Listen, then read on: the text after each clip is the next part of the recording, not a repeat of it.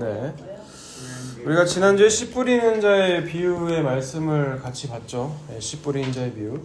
예수님이 이 비유의 말씀을 하게 된 동기가 뭐라고 했습니까?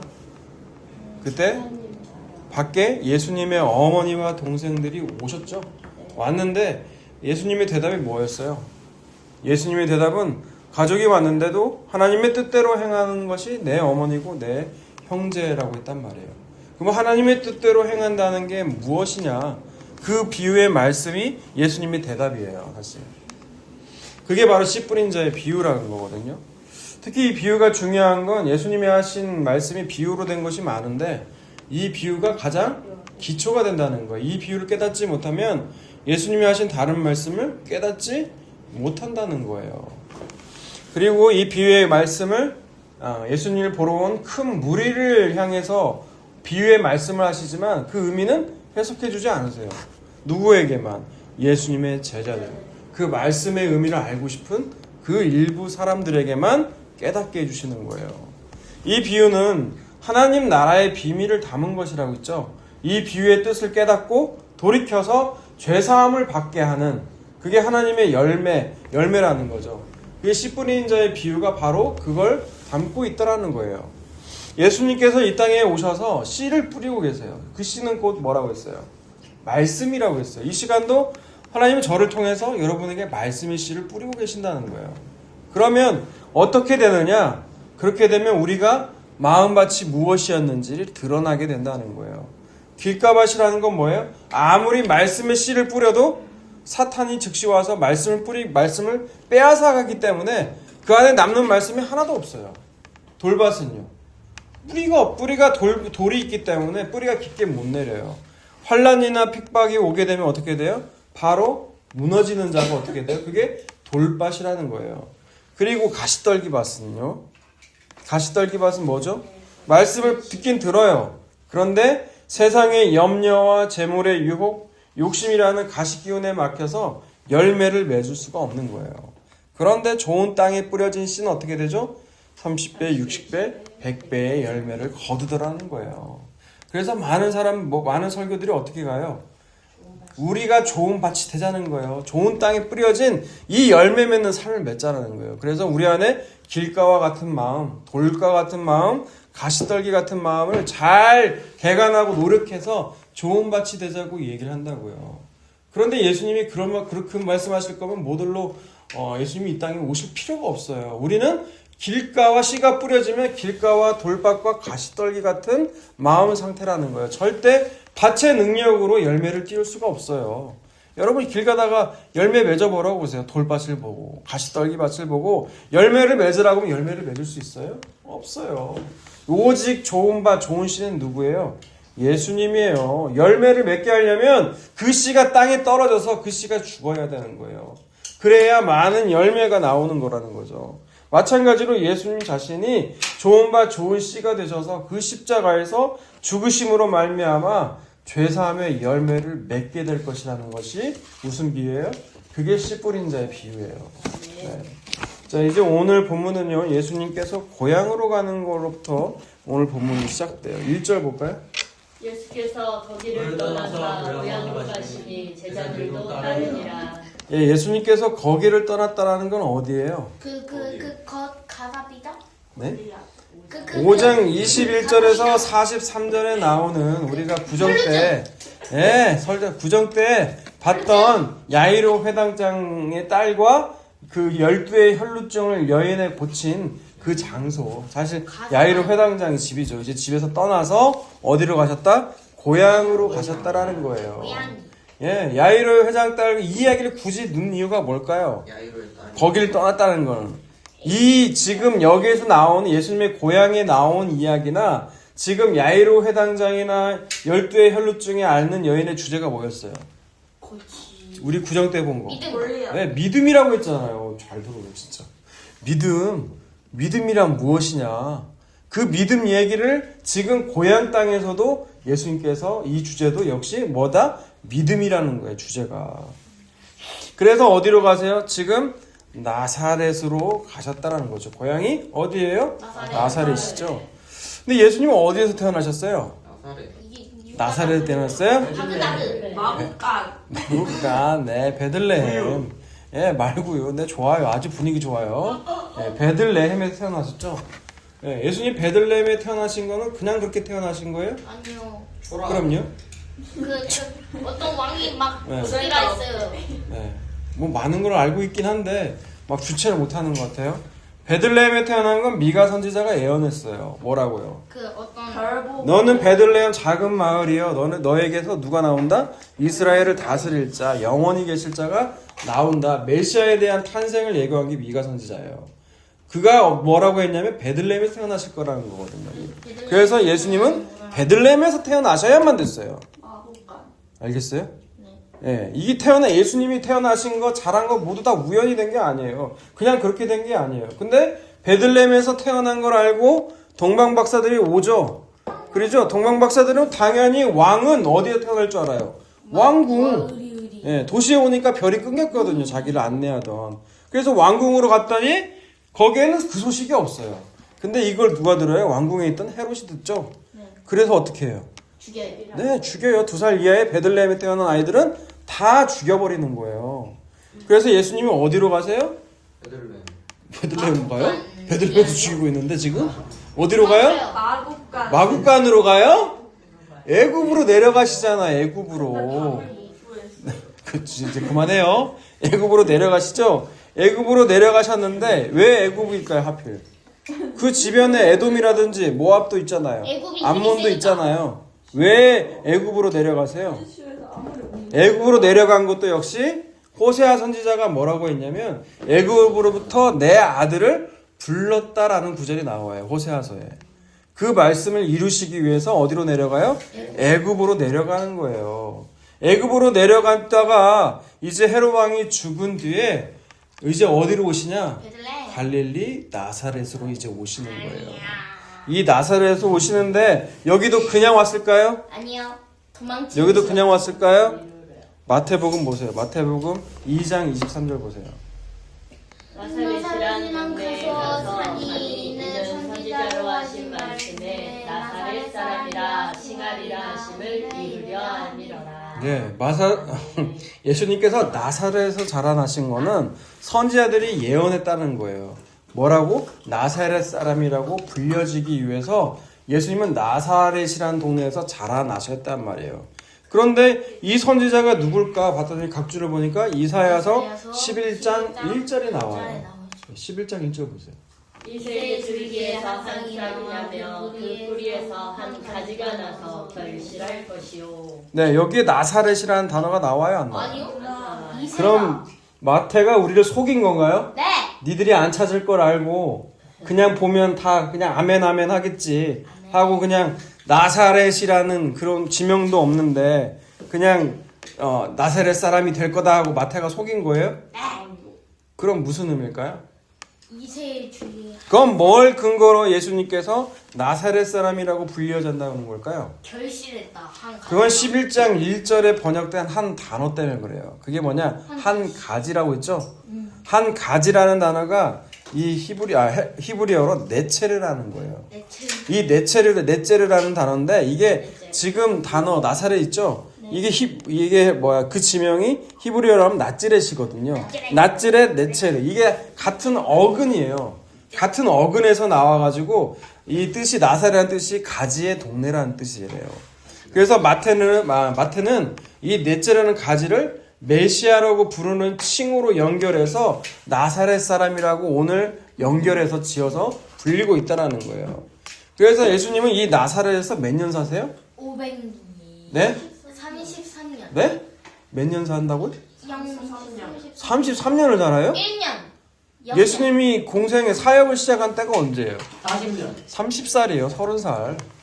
네. 그러니까 30년 거의 가까이 어디에 사셨다? 나사렛에서 사셨다라는 거예요. 그래서 2절 보세요. 2절. 오늘 본문 2절. 안식일이 되어 회당에서 가르치시니 많은 사람이 듣고 놀라 이르되 이 사람이 어디서 이런 것을 얻었느냐? 이 사람이 받은 지혜와 그 손으로 이루어지는 이런 권능이 어찌 됨이냐? 네. 2절에 보니까 예수님이 고향에 가신 이유가 나와요. 왜 가셨을까요? 2절의 장면은 그냥 예수님이 가신 장면마다 늘 똑같이 반복되는 거예요. 안식일이 되면 회당에서 말씀을 가르치시고 병자를 고치시고 귀신을 내어쫓는 이런 일들을 똑같이 어디서 하셨다? 고향에서 하셨다라는 거예요. 여러분, 예수님께서 안식일이 돼서 회당장에서 예수님 말씀을 가르치시는 장면은요, 사실 예수님이 특별하니까 그런 게 아니에요. 안식일이 되면 회당 성인 남자라면 누구나 회당장이 지목을 하잖아요. 그러면 그가 나와서 그 성경 본문 아무데나 펼쳐서 그곳을 읽고 나서 자기가 나름 짧게 5분 내지 10분 짧게 설교를 해요. 그걸 회당에서 예배드리는 형식이 보통 그렇거든요. 그러니까 예수님이 회당장이 예수님 유명해지잖아요. 지금 동네 방네 가면서 기적을 일으키고 표적을 일으키고 막 놀라운 일들이 벌어지니까 예수님 궁금하잖아요. 예수님을 지목을 한 거예요. 그리고 예수님이 말씀을 읽고 가르치는데 어떻게 해요? 놀랬다라는 거예요. 놀랬어요. 그리고 거기서 그뿐만 아니라 예수님이 권능을 행하셨다라는 거죠. 권능이라는 건 뭐예요? 예수님이 기적을 일으켰다라는 거예요. 어디에서? 회당님. 어디에서? 회당에서. 예, 나사렛, 고향 나사렛에서. 그렇게 됐는데 이 사람들이 그렇게 말을 하면서 예수님을 믿냐? 그게 아니더라는 거죠. 예수님이 그리스도 있음을 믿지 않고 그 손을 이루어지는 기적을 바로 눈앞에서 보고서도 예수님을 믿지 못하더라는 거예요. 왜 그러느냐? 3절 보세요. 이 사람이 마리아의 아들 목수가 아니냐, 야고보와 요셉과 유다와 시몬의 형제가 아니냐, 그 너희들이 우리와 함께 여기 있지 아니하냐 하고 예수를 배척한지라. 네, 3절에 보니까 뭐라고 그래요? 고향 사람들이 예수님의 권능과 말씀 가르치는 거 굉장히 놀랍단 말이에요. 그런데 뭐라고 그래요? 야, 예수는 마리아의 아들 목수가 아니냐라는 거예요. 예, 여러분 원래 그 누구의 아들이라 할 때 그 히브리 사람들은 보통 여자를 넣어요, 남자를 넣어요? 남자예요. 근데 여자를 넣는다는 건 경멸과 조롱의 의미가 담겨져 있는 거거든요. 얘는 마리아의 아들 그리고 목수가 아니냐. 예수님의 아버지 직업이 뭐였어요? 목수였잖아요. 그러니까 목수가 아니냐 다 안다는 거죠. 그리고 얘네 형제들이 나와요. 예수님의 형제들이 나오는데 누가 나와요? 야고보, 요셉, 유다, 시몬이 나오죠. 야고보와 유다는 여러분 익히 잘 아는 야고보서와 유다서에 쓴 사람들이에요. 이들은 예수님 부활하신 예수님을 믿고 나서 이제 예수님은 우리가 형제가 아니라 예수님의 종, 사도라고 하거든요, 자기를. 그런데 이런 자들도 내가 예수님의 동생도 알고 또 누이도 있다라는 거예요. 예수님의 누나? 아니 동생들. 네, 동생들이겠죠. 누이 동생들이 있는데 그 누이들도 우리와 함께 여기 있지 않냐라는 거예요. 다 안다는 거죠. 그래서 예수님 다 안다는 거예요. 그 결과 어떻게 됐다는 거예요? 예수님을 배척했다라는 거예요. 배척. 근데 각주 일본을 보면 또 뭐라고 나와요? 그 배척했다는 단어를 어떻게 번역해요? 예수로 말미암아 실족한지라라고 나오죠. 실족한지라. 이게 헬라어 단어 이 실족하다, 배척하다는 단어가 스캔달리조예요. 스캔달리조 하면 영어에 어떤 단어가 떠올라요? 요즘 영어 공부를 하시는 분. 스캔달리조 하면 뭐가 떠올라요? 영어 단어. 스케줄이에요? 스캔들. 네, 영어로 하면 스캔들이에요. 스캔달리조에서 스캔들이 나온 거예요. 영어 단어. 네. 그래서 이 스캔들 하면 뭔 뜻이에요? 실족하다, 넘어지다, 배척하다, 꺼리끼다는 단어거든요. 근데 예수님의 고향 사람들이 왜 걸려 넘어져요? 어려서부터 내가 고향에서 자란, 어려서부터 본 예수를 너무 잘한다는 거예요. 그것 때문에 걸려 넘어진다는 거죠. 예수님을 그저 아버지는 요셉이요, 엄마는 마리아요. 내가 그 형제와 누이들을 너무 잘 알기 때문에 그 예수가 그리스도인 거를 믿지 못한다는 거예요. 네. 그럼 우리는 어떠냐는 거예요. 여러분 예수님을 잘 아세요? 예수님 잘 모르죠. 네. 근데 나는 직분이 어느 정도 목사고 장로고 권사고 집사고 되고 그리고 몇 대째 계속 교회를 다녔으면 오랫동안 다니면 우리가 예수를 대해서 너무 안다고 말을 해요. 근데 직업 특성상 저희가 신방을 많이 가거든요. 그 병원 신방을 가면 그 참 대조되는 면이 있어요. 내가 직분이 장로고 또 권사여도 그 질병에 걸리면 어떤 분들은 예수를 그렇게 원망하더라는 거예요. 내가 그동안 하나님에 대해 내가 11조도 하고 새벽 기도도 다니고 그렇게 했는데도 하나님이 내게 주시는 건 이 암이냐는 거죠. 그러면서 어떻게 해요? 하나님 원망하고 불평하더라는 거예요. 심지어 예수를 저주하는 사람도 있더라는 거죠. 예, 그렇게 수십 년간 교회를 다니고 헌신 봉사 충성을 해도요. 어떻게 된다고요? 예수를 모르는 경우가 훨씬 더 많다라는 거예요. 이처럼 예수님이 누군지 알지 못하면요. 우리는 우리 죄 가운데 죽어가는 거거든요. 그것이 요한복음 8장 24절에 나와요. 혹시 찾으셨어요? 안 찾아도 돼요. 읽어보세요. 그러므로 내가 너희에게 말하기를 너희가 너희 죄 가운데서 죽으리라 하였노라. 너희가 만일 내가 그인 줄 믿지 아니하면 너희 죄 가운데서 죽으리라. 네, 예수님을 아는 건 중요해야 중요하지 않아요.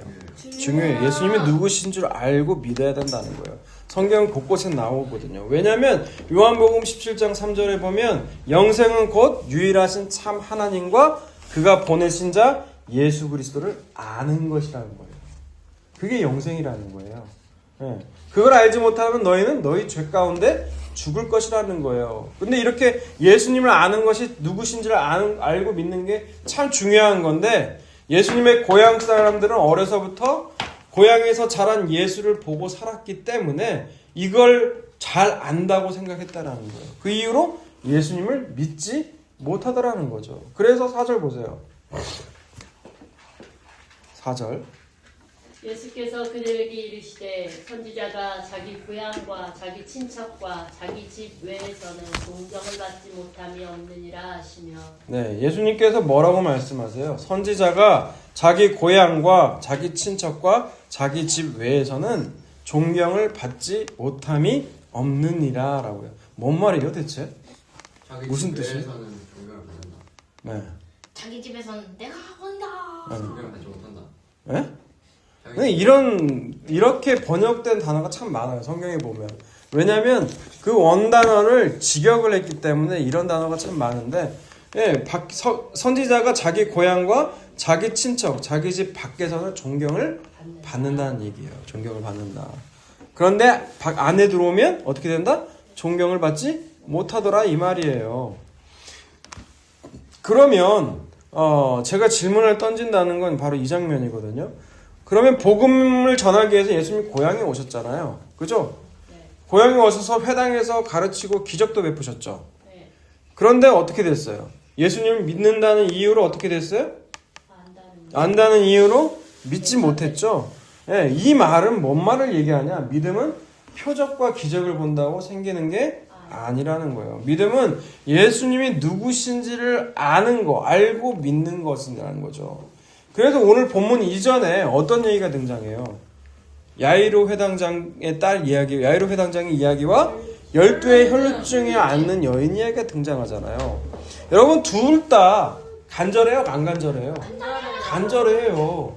둘 다 12년째 혈루증을 앓는 여인과 야이로 회당장은 간절해요. 자기 딸이 죽어가고 있거든요.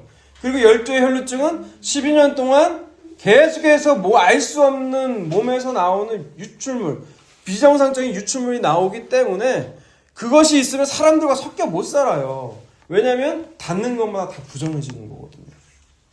그러니까 다 간절해요. 그리고 둘 다 뭔 생각을 하냐? 12의 혈루증 앓는 여인은 예수님의 소문을 들어요. 둘 다 예수님의 소문을 들어요. 야이로 회당장이나. 둘 다 듣고 예수님의 옷자락만 만져도 나는 낫겠구나라는 게 12의 혈루증에 앓는 여인의 믿음이었어요. 그리고 또 누구예요? 야이로 회당장도 역시 예수님이 내 딸에게 가서 손만 안수해서 주시면 내 딸은 나을 거라는 거예요. 그죠? 그런데 12의 혈루증 앓는 여인 그리고 야이로 회당장 이 둘의 차이는 뭘까요? 달라요. 응? 일부러 야이로 회당장은 지금 딸이 급한데 예수님이 이 여인 만나가지고 그 안에서 지체되는 그 딸이 결국 죽거든요. 그 딸이 결국 죽잖아요. 그죠? 그러면서 이 아이로 12의 혈루증 앓는 이야기가 그 속에 들어가 있단 말이에요. 그러면 그 둘의 차이는 뭘까요? 야이로 회당 먼저 12의 혈루증 앓는 여인의 이야기를 보세요. 그 예수님 옷자락을 잡으니까 예수님 뭐라고 그래요? 내게서 능력이 나갔다는 거죠. 여기서 예수님 믿음이 뭔지를 말씀하시는 거예요. 이 여인은 예수님의 옷자락을 만지는 순간 예수님은 어떻게 돼요? 이 12의 혈루증 환자는 부정한 여자거든요. 손에 닿는 것마다 부정해지는 거예요. 이 여인의 부정함이 예수님에게 가는 거예요. 그리고 예수님은요, 이 여인에게 생명, 영생, 믿음을 이 여인에게 주는 거거든요. 그러면서 이 여인에게 뭐라고 말해요? 내 믿음이 너를 구원했다라고 얘기하잖아요. 그럼 뭐예요? 이 여자의 믿음, 자신이 생겨난 믿음으로 구원받은 거예요? 아니라는 거예요. 누구에게서 구원받은 거예요? 예수님에게서 구원받은 거예요. 철저하게 믿음이라는 건 예수님에게서 나오는 거예요. 그래서 이 여인이 그 회당장의 딸이 지금 바로 가야 되는데 일부러 지체시킨 거예요. 왜? 이 남자, 이 야이로 회당장은 그게 꺾여야 되거든요. 자기 인과관계가 있잖아요. 무조건 이렇게 하면 예수님이 고쳐주실 거다라는 그 인과관계. 근데 그런 식으로 보면 야이로 회당장 딸이나 그리고 야이로 회당장이나 이 누구예요? 12의 혈루증 아는 여인이나 똑같지 않아요? 이렇게 질문할 수 있지 않아요? 맞아요. 나만 그런 생각만 하는 그 거예요? 생각했어요. 가장 큰 차이는 뭐냐? 이 여인은 자기가 부정한 여자인 줄 알아요. 내가 닿는 것마다 부정한 걸 알아요. 그리고 가장 인생의 밑바닥을 쳐버린 거잖아요. 그죠? 가장 끝단계가 어디 있어요? 이제 예수님에게 버림받으면 이 여자는 살 길이 없어요. 그런데 야이로 회당장은요? 아직 살 길이 있어요. 아직 살 길이 있거든요. 회당도 있고 직업도 있고 아내도 있고 또 남은 자식들도 있을지도 몰라요. 네, 제가 볼 때는 그 차이밖에 없어요. 그 차이. 그래서 지금 이 본문은 뭘 얘기하고 있느냐? 그래서 믿음 얘기를 하고 있다라는 거예요. 믿음은 내게서가 아니라 예수님에게서 나오는 거라는 거죠. 그런데 이에 반해서 오늘 예수님의 고향 사람들을 보세요. 예수님의 고향 사람들은 어때요? 고향에서 자라나온 예수님을 안다는 이유로 예수님을 믿지 못하다라는 것이죠. 그래서 5절과 6절을 볼까요? 거기서는 아무 권능도 행하실 수 없어 다만 소수의 병자에게 안수하여 고치실 뿐이었고 그들이 믿지 않음을 이상히 여기셨어요. 네, 예수님은 뭐라고 해요? 그들의 믿지 않음을 이상히 여기셨다고 그러잖아요. 예수님이 이상히 여겼다는 단어가 다우마조라는 동사인데 이 단어가 예수님이 주체가 돼서 쓴 부분이 딱 두 군데예요. 어디냐면 첫 번째가 이 고향 사람들을 대상으로 믿지 않음을 이상히 여긴 거고 두 번째가 어디냐면 그 백부장 이야기 알아요? 하인이 병에 걸렸는데 그 예수님을 초청하는데 예수님 오신다고 하는데 오지 않아도 된다고 말씀만 해달라고 그때 단어가 똑같이 다우마조를 쓰거든요.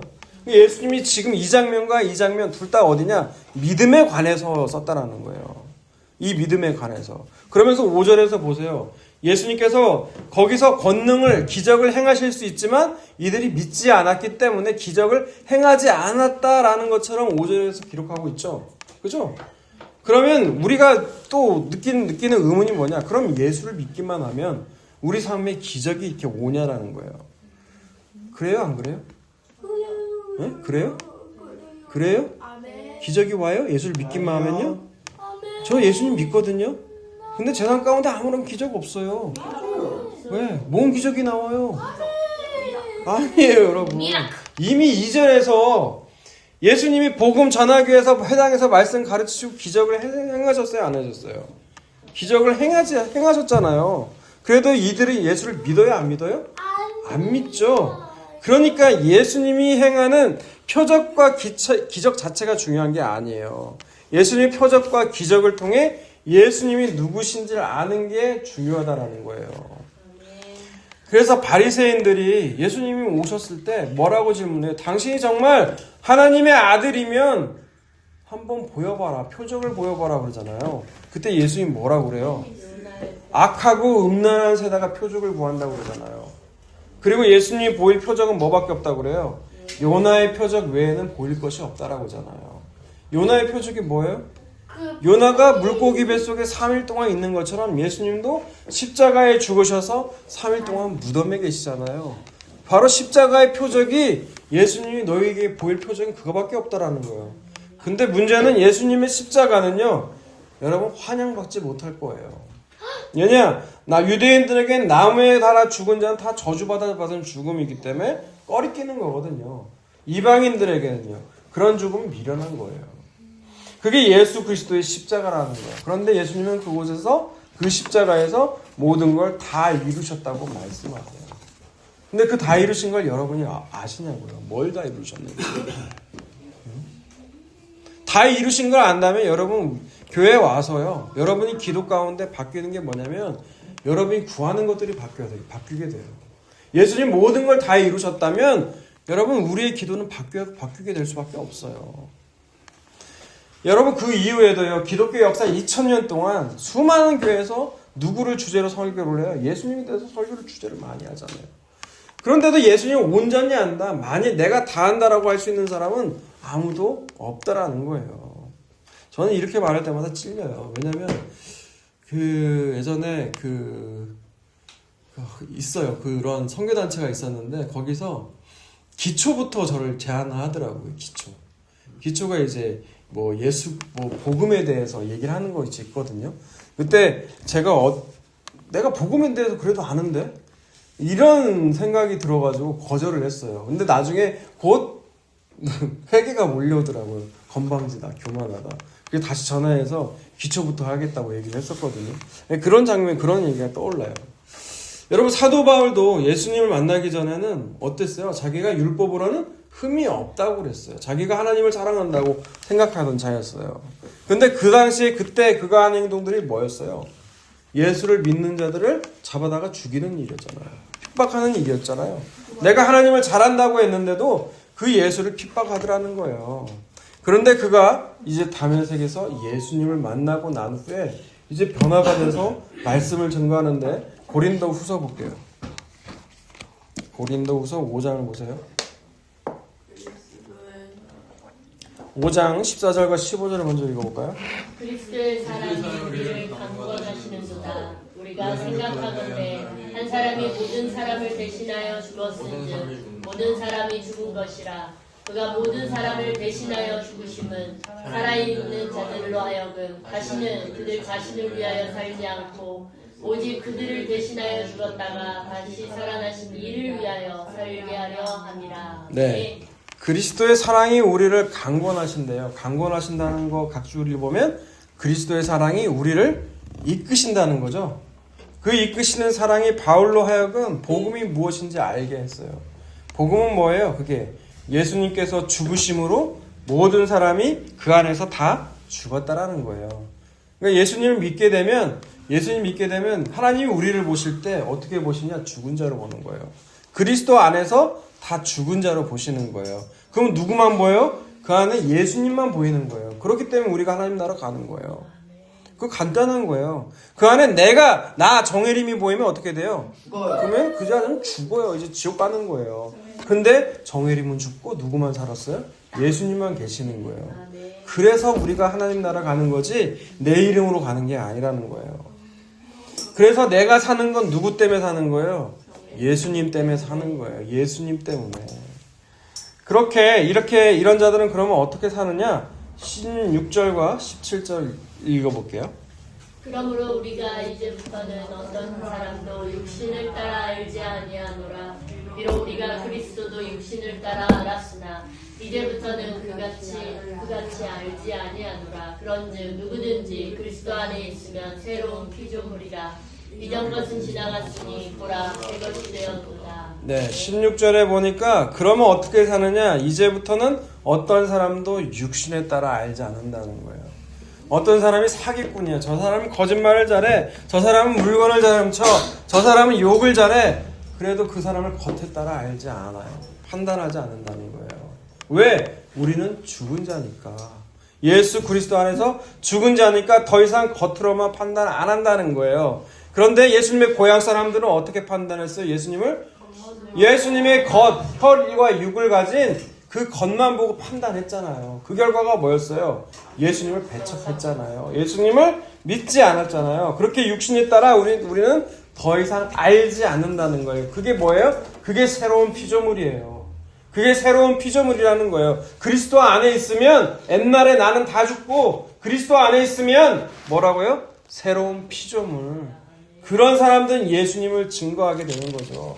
그 다음에 쭉 읽어볼게요. 18절부터. 모든 것이 하나님께로부터 났으며 그가 그리스도로 말미암아 우리와 자기를 화목하게 하시고 또 우리에게 화목하게 하는 직분을 주셨으니 곧 하나님께서 그리스도 안에 계시사 세상을 자기와 화목하게 하시며 그들의 죄를 그들에게 돌리지 아니하시고 화목하게 하시는 말씀을 우리에게 부탁하셨느니라. 그러므로 우리가 그리스도를 대신하여 사신이 되어 하나님이 우리를 통하여 너희를 권면하시는 것 같이 그리스도를 대신하여 간청하노니 너희는 하나님과 화목하라라는 거죠. 예, 그리스도가 우리를 대신하여 죽으셨어요. 대신하여 죽으심으로 나와 하나님 사이가 어떻게 됐다는 거예요? 화목, 화평, 연결이 됐다라는 거예요. 예, 예수님 때문에 예수 그리스도로 말미암아 그렇게 된 것이 왜 그렇게 된다는 거예요? 그게 21절이에요. 21절 읽습니다. 시작. 없어요. 찾아요. 그런즉 누구 찾아요, 여러분. 21절 찾으셔야죠. 읽어주세요. 네? 읽어주세요. 찾아야 돼요. 중요해요. 21절 찾아야 돼요. 글자씨를 할머니가 찾고 있어요. 네, 21절. 세상에 성경책을 갖고 왔는데 펴지를 않아요. 찾지를 않아요. 네? 제가 그래서 이 화면을 보는 거 안 좋아한다고요. 성경이 어디에 붙어 있는지, 어디 말씀에 있는지. 만약 여러분 스마트폰으로 보고 있는데 전쟁이 났어요. 그러면 여러분 안에 책밖에 없어요. 그럼 어떻게 하실래요? 네? 뭐요? 5장 21절 같이 읽습니다. 시작. 하나님이 죄를 알지도 못한 이를 우리로 대신하여 죄로 삼으신 것은 우리로 하여금 그 안에서 하나님의 의가 되게 하려 하심이라. 다시 읽어요. 21절 시작. 하나님이 죄를 알지도 못한 이를 우리를 대신하여 죄로 삼으신 것은 우리로 하여금 그 안에서 하나님의 의가 되게 하려 하심이라. 하나님이 죄를 알지도 못한 이를 죄로 삼으셨대요. 우리를 대신해서. 그가 누구예요? 예수. 네, 예수님이에요. 예수님. 예수님을 아예 딱 정해서 예수님을 딱 죄로 삼으셨다는 거예요. 왜 그렇게 했다는 거예요? 그를 대신해서 우리로 하여금 예수님 안에서, 예수님 안이 뭔 말이에요? 예수님을 믿게 되면이라는 거예요. 예수님, 그리스도 안이라는 건 예수님을 믿게 되면이라는 거예요. 그 안에서 우리로 하여금 하나님의 의가 되게 하려고 그러셨다라는 거예요. 여러분, 이 사실을 아는 사람은 예수님께서 십자가에서 모든 걸 이루셨다는 걸 믿는 자예요. 그리고 이런 사람들은 어떻게 해요? 주 예수 그리스도 십자가 외에는 자랑할 것이 없게 돼요. 자식 자랑 안 하고요. 부모 자랑 안 하고요. 돈 자랑 안 해요. 오직 주 예수 그리스도의 십자가 외에는 자랑할 것이 없다라는 거예요. 그것이 여러분 복된 자고 그런 분이 여러분 성도이신 걸 믿고 사시는 은혜인 걸 믿고 사시는 저와 여러분이 다 되시기를 주님의 이름으로 축원합니다.